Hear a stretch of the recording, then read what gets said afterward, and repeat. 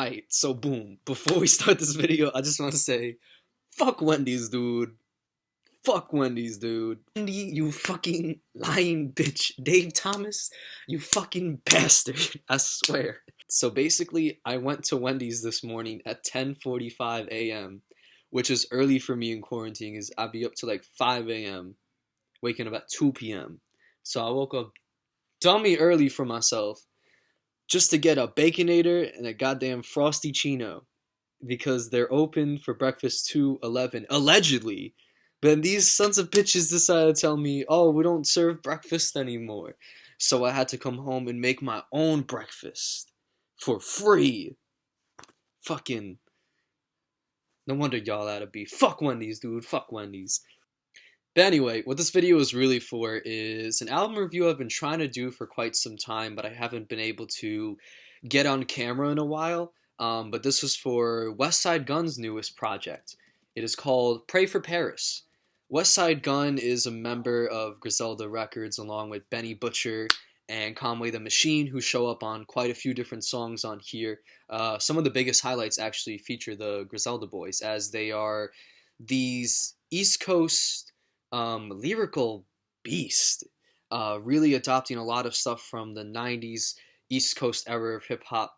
A lot of things from, like, say, Wu-Tang Clan, maybe like Big Pun, even Black Thought, just a lot of East Coast rappers that were prominent in the 90s. I could see a lot of Raekwon influence in their style, or even if you want to compare them to someone that's more popular or modern for today's music, I'd say they're similar to Joey Badass, who also appears on this album.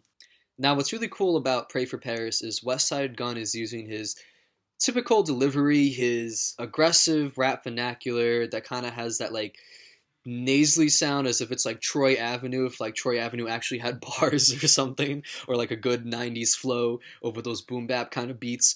We see that. Now it seems like he's including these references to living in luxury, these references to art and the rich. And there's not only lyrical references to this, but there's also just a lot of luxurious sounding instrumentals. Take, for example, George Bondo, where it has these scattering piano keys that crescendo up and down throughout it. It sounds very luxurious, very enchanting in a way.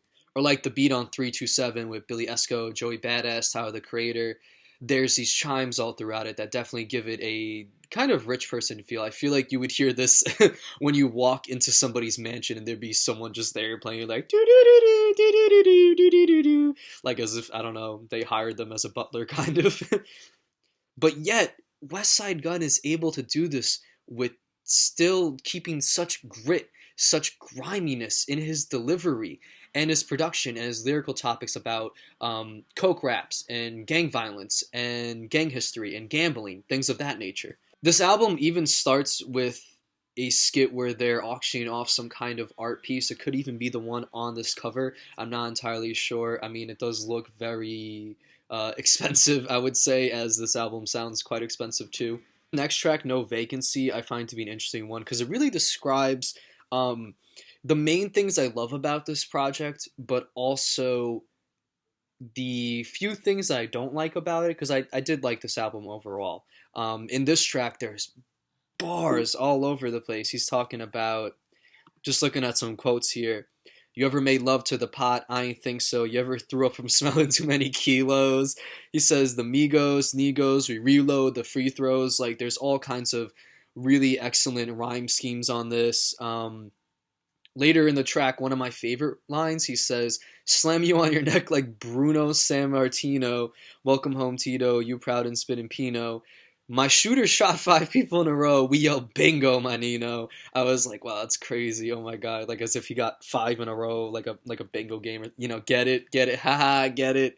And the beat on No Vacancy 2 is very luxurious, but also bombastic with those boom bap drums. But my only problem with this track, and like a few tracks on this album, is that it's so short for something that's so good. I feel like my main issue with this album, although again I do like it overall, is that some songs that are really good seem to be a bit too short, and I wish that there was just more to it. I feel the same way about the track Sean versus Flair, which is a wrestling reference of Shawn Michaels versus Ric Flair, which was a very popular match, and he even has some samples throughout this album of wrestling matches, which I wasn't sure how it fit into the theme, but I felt like it transitioned the songs very well, so I personally enjoyed it. This one's produced by DJ Premier, so we have some awesome scratches on this, fantastic beat, tons of lyrical wordplay and good references to cars, different works of art, different aspects of a gangster lifestyle in here, and it sounds hard as hell with those fucking gun sound effects where he's like do do do boom boom boom like it sounds great, and the skirt.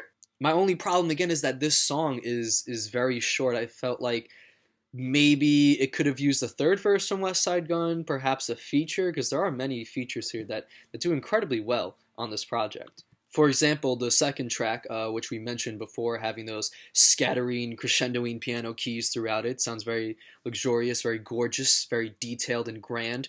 That's the track George Bondo, which features Benny the Butcher and Conway the Machine.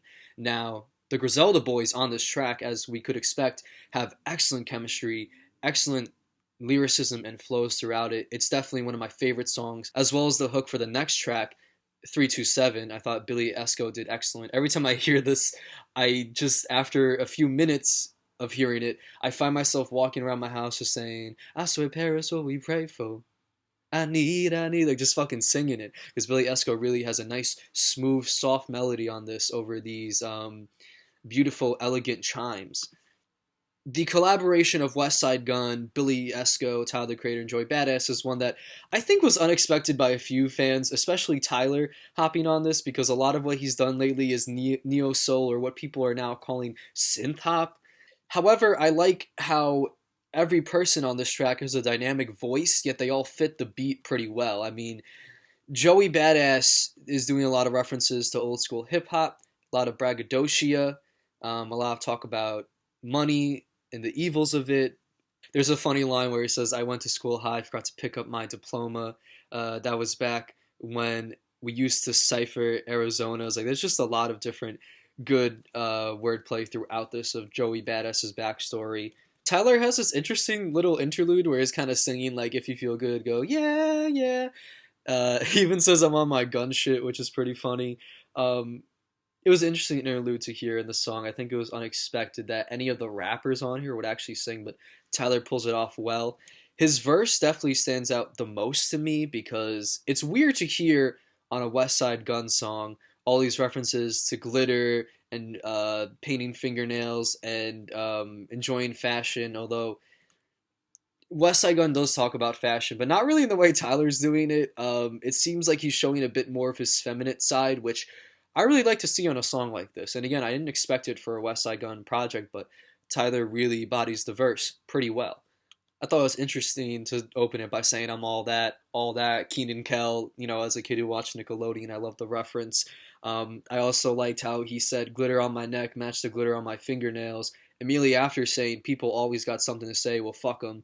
I feel like this verse is kind of Tyler embracing his feminine side like he did on Flower Boy, but now he's saying that despite the criticism or the stares he may have received, he's going to keep being original, which I think Westside Gunn and Joey Badass kind of reference too on this track, but in a bit of a different way.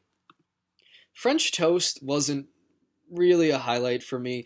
I mean, I like Westside Gunn rapping about love over such a luxurious, grand beat, and I think that, again, being that he has this kind of nasally, similar to Troy Ave, like East Coast delivery, I think his rap verse fits very well with that theme. However, he tries to sing a hook on here, and it's just incredibly, incredibly flat. I mean, I am not the best singer, but I really think Westside should stick to rapping and the gun sound effects, the fucking boom, boom, boom, doot, doot, doot. Like that shit he does really well. And the Wale verse really just isn't doing much for me as far as like adding to the theme. It makes sense to put Wale on a song like this, but I don't think he really added much to it. I would say it's probably my least favorite feature on here.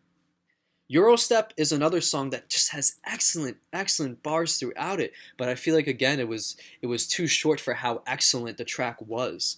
Like there's lines in here where he's talking about peace, my name's Wes, but I'm from the East. I thought that was pretty clever. Ayo, the only guy that got 5 visions with fire vision. Open your eyes, listen, this is our time. Christie's and flies, waiting for fly bitches, sipping pain in the rain.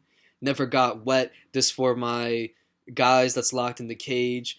Brushing they waves with a chip bag, driving like Six Flags. There's just a lot of really great transitional lines throughout the story of the song, and kind of this like gangster life he's describing of having friends in jail and being involved in drive-by shootings and such. But I just feel like again it's so short for how great it is. I mean, it's basically an intro, verse, and this little outro from Ghostface Killer, which again is a part that I really enjoyed a lot of the lines within his outro.